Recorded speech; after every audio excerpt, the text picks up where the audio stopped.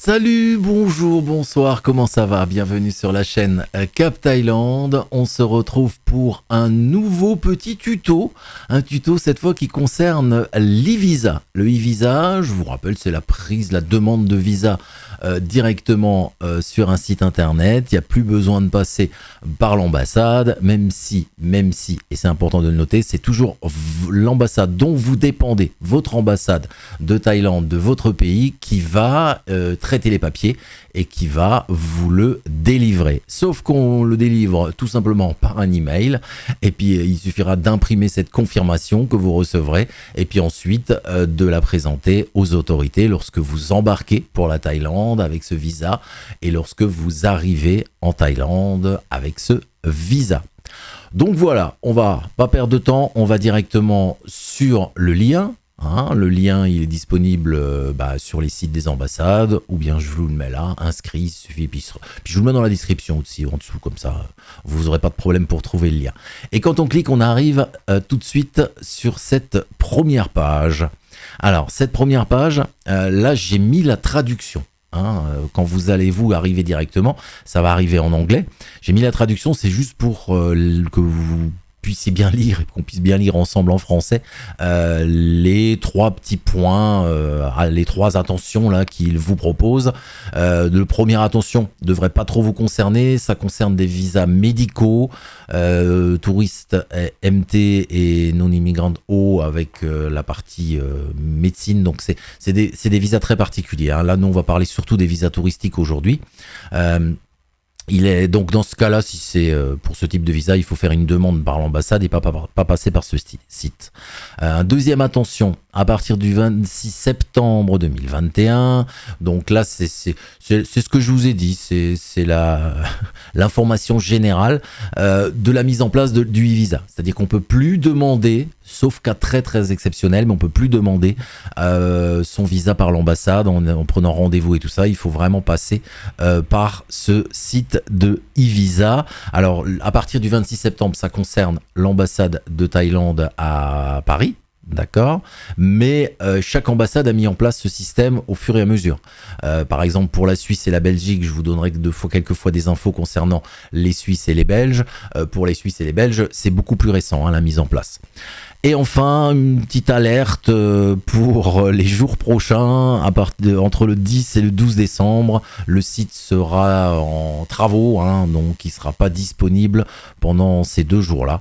Voilà un petit peu pour les premières infos. Vous cliquez tout simplement en bas, il n'y a rien à faire de plus, c'était juste pour être informé. Là, je vous l'ai remis en anglais, parce que vous vous souvenez, quand je vous ai fait le tuto concernant le Thailand Pass, je vous ai dit, quand il y a des formulaires à remplir, c'est toujours mieux de garder la version anglaise. Parce que sinon, si ça traduit les termes qui seront envoyés risquent d'être traduits au serveur et du coup ça peut un peu chambouler les choses et le serveur ne risque de ne pas comprendre certaines informations. C'est tout simplement pour ça qu'il vaut mieux le faire en anglais. Après il suffit pour vous de suivre, normalement ça devrait pas trop poser de problème, surtout que sur la première page c'est surtout des éléments d'information, mais déjà il va falloir qu'on y aille un peu en profondeur au niveau des informations parce que vous allez voir que ça peut changer suivant les ambassades. On commence donc par circuler là et puis avant d'aller sur les questions, il y a déjà le déroulement de votre demande, on va dire. Comment faire une demande online. Donc dans un premier temps, il faudra créer un compte. Ensuite, il faut remplir le formulaire en ligne. Après, en 3, uploader tous les documents demandés. Payer votre visa. Vous devez le payer en ligne. Attendre que le procédé se fasse, c'est-à-dire qu'en gros que l'ambassade récupère les données, les analyse et ensuite l'approbation de votre visa vous sera envoyée par email. C'est les 6 étapes qu'il propose qui sont assez logiques, il n'y a rien à dire de plus là-dessus. Alors les questions on y viendra tout à l'heure, mais je voulais d'abord aller juste tout en bas. Voilà, visa catégorie. Donc moi je vais partir sur un exemple d'un visa touristique, donc visa TR classique, une seule entrée, vous rentrez en Thaïlande avec, par contre vous pouvez pas sortir, si vous sortez le visa s'annule, et puis c'est des visas donc de 3 mois maximum, 2 mois 60 jours quand vous arrivez en Thaïlande, et puis 1 mois supplémentaire, 30 jours supplémentaires que vous pouvez obtenir dans un bureau d'immigration. Je clique là-dessus. Voilà. Et là, j'ai les infos, en fait, sur le visa touristique. Mais c'est ça dont je voulais vous parler. Donc, dans un premier temps, il dit pas grand-chose, qui c'est fait pour des gens qui ont des passeports ordinaires, ça, il n'y a pas de problème. Mais c'est surtout au niveau des infos. Alors, au niveau des infos, c'est là où ça va être assez compliqué, parce qu'il y a des infos générales sur ce site qui sont mis en place par le ministère des Affaires étrangères thaïlandais, et il y a des demandes particulières au niveau des ambassades ou des ambassades de chacun des pays, en fait. C'est ça qui est un peu compliqué. Alors, là, il résume assez rapidement les documents, passeport, une photographie, le billet d'avion payé, et puis la fameuse garantie financière. Il y a dans tous les cas une garantie financière demandée. Toutes les ambassades la demandent. Le problème, c'est que là, ils mettent le minimum. L'ambassade, le ministère des Affaires étrangères de Thaïlande annonce le minimum. Le minimum, c'est 20 000 bahts par personne ou 40 000 bahts par famille, ou ce qu'ils appellent les conjoints. D'accord ? Donc 20 000 ou 40 000. Le petit souci, et là on y vient tout de suite au souci, c'est que quand on regarde auprès des ambassades, c'est pas tout à fait la même chose qui est demandée. Donc avant de regarder précisément les éléments demandés par les ambassades, je reviens à la première page. Vous vous souvenez là où j'avais vu les questions fréquentes là. Voilà, je reviens aux questions fréquentes parce que c'est ce qui va nous permettre tout simplement de démarrer la chose. Donc il nous demande là si j'ai besoin déjà d'un visa. Donc, il demande de quel pays sont les documents que vous allez redonner. Donc, en gros, votre passeport. Donc, on va résumer. On va mettre la France. Voilà pour la France. Votre résidence permanente. On va remettre la France. Et le nombre de jours que vous désirez rester en Thaïlande. Donc là, je vais prendre 70 pour être sûr qu'il me propose un visa. Vous vous doutez bien, si je mets 20 jours, il ne va pas me proposer de visa. Donc, pour être sûr qu'il me propose un visa, 70 jours, ça fait un peu plus de 2 mois. Et je fais check. Voilà. Donc, là, il a mis en bas, il met ce qu'on vient de taper. Et au-dessus, il vous met tout simplement que vous devez demander un visa touristique. Et il y a un petit bouton Apply for visa, donc demande de visa. Donc, on va cliquez déjà là-dessus, voilà. Et on arrive sur, vous souvenez, la première étape, créer son compte. Mais avant de créer son compte, ou juste après, ça c'est comme vous voulez, là on va en parler avant, mais avant de créer son compte, on va parler des différences et des papiers qu'il faut regrouper. Comme je vous l'avais conseillé lors de la demande du Thailand Pass en ligne, je vais vous conseiller exactement la même chose pour la demande de e-visa. Ce qui est important avant de vous lancer dans la demande numérique, donc par le biais de ce site, c'est important que vous ayez tous les documents qu'il demande et qu'ils soient tous déjà prêts, on va dire, à être envoyés. Ça, c'est quand même important. Et c'est là qu'on a un petit problème avec les ambassades. On va commencer par l'ambassade de Thaïlande à Paris, si ça vous dérange pas. Et on regarde ce qu'ils demandent. Donc, je suis bien sur le visa touristique TRS, le single, une seule entrée. Donc voilà, ils disent pas grand chose de plus dans les descriptions et on va arriver aux pièces à fournir en ligne. Et c'est ça qui est important d'avoir à portée de main. En tout cas, si vous faites la demande avec un passeport français depuis la France, donc vous allez être traité par l'ambassade. D'ailleurs, vous allez voir, on va devoir sélectionner à un moment l'ambassade de Thaïlande à Paris. Donc, si vous voyez d'autres éléments, d'autres personnes qui vous disent « Ah ben moi j'ai fait ça », attention, il faut bien vérifier qu'ils viennent de la même ambassade. Donc on y va pour les pièces, je vais aller vite, après ça sera affiché si vous voulez aller plus à fond ou bien vous allez sur le lien du site, je mettrai les liens, bien sûr, tous les liens en dessous de cette vidéo. Donc la première chose, la page d'information du passeport, ensuite une photo d'identité en couleur, le titre de séjour, ça c'est pour les gens qui n'ont pas la nationalité française, la réservation du billet d'avion, billet entrée et sortie du territoire thaïlandais dans un délai inférieur à 90 jours. C'est par rapport à la durée maximum du visa, donc inférieur à 90 jours. Ensuite, une assurance maladie en anglais avec une couverture minimale de 50 000 $, y compris traitement Covid, couvrant la totalité de votre séjour en Thaïlande. Donc cette assurance, c'est la même que vous allez mettre dans le Thailand Pass. D'accord, c'est l'assurance maladie et Covid qui couvre la totalité du séjour. Donc là, en règle générale, vous avez vite fait le calcul, s'il faut une assurance qui couvre 3 mois. Ensuite, la confirmation de l'hôtel pour soit une quinzaine, soit une alternative quarantaine, c'est-à-dire une quarantaine classique si vous n'êtes pas vacciné. Dans ce cas-là, il faut le papier comme quoi vous avez réservé 10 nuits dans un hôtel SHA+, dans un hôtel AQ, pardon, de quarantaine, soit une réservation d'une nuit pour le moment. Hein, c'est la réglementation à la date où j'enregistre cette vidéo, même si ça risque de changer à la mi-décembre 2021. Mais pour le moment, il faut également donc la réservation hôtel SHA+, ou hôtel IQ d'une nuit, avec le test PCR inclus et avec le transfert aéroport inclus. Donc il faut, c'est l'une de ces deux, hein, la deuxième, la quarantaine entre guillemets d'une nuit en attente en fait du résultat du test PCR à l'arrivée, ça concerne les gens doublement vaccinés. Et il faut également une preuve de logement. Alors, Paris y met réservation d'hôtel ou lettre de motivation d'un propriétaire d'un bien avec preuve de propriété et pièce d'identité pendant au moins 6 jours qui suivent l'IQ. Ça, c'est une réservation que vous pouvez faire. Vous pouvez très bien réserver un hôtel que vous annulez après, voire que vous changez d'hôtel après. A priori, il demande juste une réservation. Il ne demande pas forcément de factures ou de choses comme ça. Donc vous pouvez faire une réservation sur un site de réservation d'hôtel tel que Agoda ou Booking pour ne pas les citer. Ensuite, la garantie financière. Donc c'est là où ça risque de beaucoup changer entre les ambassades, mais déjà même les confirmations, vous allez voir, de logement changent un peu. Les garanties financières, donc il faut un justificatif financier avec les relevés bancaires du dernier mois, avec un solde minimum de 2 000 € par demandeur ou 4 000 € pour un compte commun. Relevé bancaire du dernier mois, ça c'est important. D'accord ? Et ensuite un justificatif de domicile, facture téléphone mobile, téléphone fixe, internet ou facture EDF sur lequel votre nom est figuré. Ça, c'est les documents qu'il faut réunir si vous faites votre demande depuis la France, par le biais donc de l'ambassade de Thaïlande en France.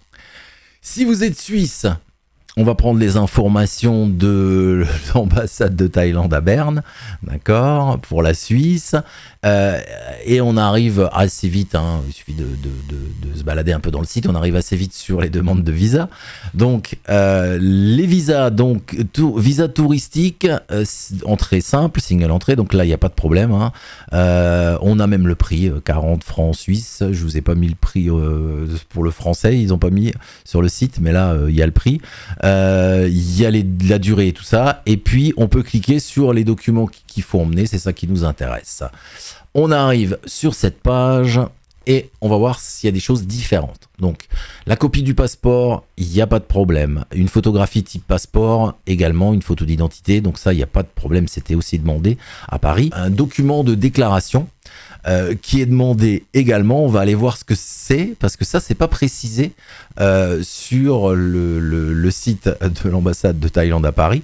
C'est également indiqué, et on le verra juste après, en Belgique, et on regardera si c'est demandé au niveau de la demande de e-visa. Voilà, c'est juste une déclaration comme quoi vous avez bien lu, bien compris la demande que vous faites, que vous vous assurez que toutes les pièces justificatives sont vraies et correctes. Toute information fausse ou trompeuse peut entraîner le refus permanent de visa ou le refus d'entrée en Thaïlande. Voilà, en gros, hein, c'est ça. C'est ce qui vous demande de remplir avec votre nom, votre signature et la date. Et l'avoir près de vous pour la remettre pour l'insérer dans votre demande de e-visa. On revient à la liste. Ensuite, une copie de réservation d'hébergement. Et là, il faut sélectionner une option. Donc, soit vous allez rester dans un hôtel ou un appartement. Donc là, il faut la confirmation de réservation. Ça ressemble un peu. Alors, il ne parle pas de durée là, hein, pour l'ambassade de Suisse. Il ne parle pas de durée. Est-ce que c'est toute la période ou pas? C'est pas précisé. Vous pouvez aussi rester chez des étrangers qui ont des appartements ou des maisons là-bas, en Thaïlande. Mais par contre, attention. Là, concernant l'ambassade de Thaïlande en Suisse, il précise bien que c'est des gens qui doivent avoir des visas. Hein, donc ils doivent être en Thaïlande. Vous ne pouvez pas aller dans un appartement où la personne n'est pas en Thaïlande en ce moment. Il faudra présenter également le visa de cette personne. Et puis il y a aussi la possibilité de résider chez un Thaïlandais ou une Thaïlandaise. Là c'est pareil, il y a des éléments à envoyer, mais vous le voyez normalement sur l'écran, j'ai pas besoin d'insister là-dessus, ou sinon vous chercherez sur le site de l'ambassade, hein, sinon ça va faire beaucoup trop long. Les garanties financières pour l'ambassade de Thaïlande en Suisse, c'est là ça change beaucoup, parce qu'ils demandent juste, et c'est la première ligne, une copie. Alors, ils demandent une copie d'un compte en banque, ou sur les 3 mois précédents votre demande, il doit avoir au moins 20 000 bahts par personne ou 40 000 bahts par famille. 20 000 bahts, ça représente, quand je fais cette tête, environ 530 €. Donc on est loin des 2 000 € que demande l'ambassade de Thaïlande à Paris. Hein. Donc 530 € pour les Suisses. Donc la garantie financière est un peu moindre que pour les gens qui résident en France. Et ensuite on demande alors une confirmation de votre employeur, ou si vous avez une pension pour les retraités, ou si vous êtes étudiant, une confirmation que vous êtes étudiant, hein, un document personnel concernant vos situations, on va dire. Ça c'est pour l'ambassade de Thaïlande en Suisse. La Belgique, tout est indiqué en fait au niveau des... Pareil, il faut chercher touriste visa, et puis ils vont indiquer ça. Alors c'est un peu moins bien présenté que les 2 autres ambassades, mais c'est pas grave, l'important c'est d'arriver au même résultat. Voilà, donc ils demandent toujours le passeport, toujours une photo d'identité. Alors eux aussi ils demandent le fameux déclaration de forme que je vous ai montré juste avant. Ils demandent la réservation du billet d'avion. Ils demandent la confirmation de l'hôtel ou une lettre d'invitation. Ils demandent, alors là, cette fois, au niveau garantie financière, les 3 derniers mois, là aussi 3 derniers mois, avec 700 € de garantie financière par personne. Ça, on va dire qu'on rejoint un peu l'ambassade de Thaïlande en Suisse. Elle demandait 500 € en Suisse. Là, c'est 700 € sur 3 mois. Je vous rappelle qu'à Paris, c'est 2000 € sur le dernier relevé bancaire. Hein. Donc voilà, on a un peu les différences. C'est ça que je voulais vous montrer. Les différences entre les ambassades. Donc si vous dépendez encore d'une autre ambassade, je vous conseille d'aller regarder sur le site de l'ambassade, parce que le type de document et les garanties financières, les preuves de logement peuvent être complètement différentes suivant les ambassades. On revient sur notre site pour créer votre e-visa. Et vous rappelez, quand on avait lancé la chose, eh bien on arrivait sur la page où il vous demande de vous connecter. Mais comme vous n'avez pas encore de compte, il va falloir en créer un. Et pour créer ce compte, vous rentrez votre prénom, votre nom de famille, votre pays, votre numéro de téléphone, votre email. Première fois, un mot de passe que vous choisissez. Une deuxième fois, un mot de passe que vous choisissez. Attention, pour le mot de passe, juste en dessous, il y a la réglementation, hein, ce qu'il faut utiliser ou ne pas utiliser, mais surtout ce qu'il faut utiliser pour qu'il soit autorisé. Et puis en dessous, vous pouvez appuyer sur comme quoi vous êtes d'accord, vous cliquez comme quoi vous êtes d'accord avec les termes et les policies. Et puis, n'oubliez pas de rentrer le petit code, c'est pour éviter les robots. Donc il y a un code qui est affiché juste au-dessus, il faut rentrer exactement le même. Attention aux majuscules et aux minuscules, c'est important. Et on crée son compte, on clique sur le bouton Create Account, tout simplement. Une fois que vous avez cliqué sur le bouton Créer un compte, eh ben il vous remet la même page, vous inquiétez pas, c'est normal, c'est juste qu'il vous met en vert qu'il a envoyé un email de vérification. Vous avez l'habitude certainement quand vous créez des comptes, il faut aller dans vos emails et cliquer pour dire que, pour faire vérifier en fait votre email, tout simplement. Et une fois cette étape faite, eh ben vous pouvez retourner en haut au niveau du bandeau, on va dire, du site. Juste, il y a tout en complètement à droite, il y a créer un compte, mais juste avant, il y a sign in, donc s'identifier. Vous cliquez là-dessus et vous êtes parti pour vous identifier. Cette fois, il faut juste rentrer l'email que vous avez rentré pour créer votre compte et le mot de passe que vous avez choisi, plus toujours le petit code là qui est proposé, hein, pour éviter, contourner les consultations par robot, tout simplement. Et vous cliquez sur Sign In. Et là, on arrive sur une vue de votre tableau de bord. Donc, tableau de bord qui vous dit, éventuellement, si vous avez une demande de visa en cours, vous verrez, enfin, pour le moment, on voit rien puisqu'elle n'est pas affichée, mais vous la verrez affichée prochainement.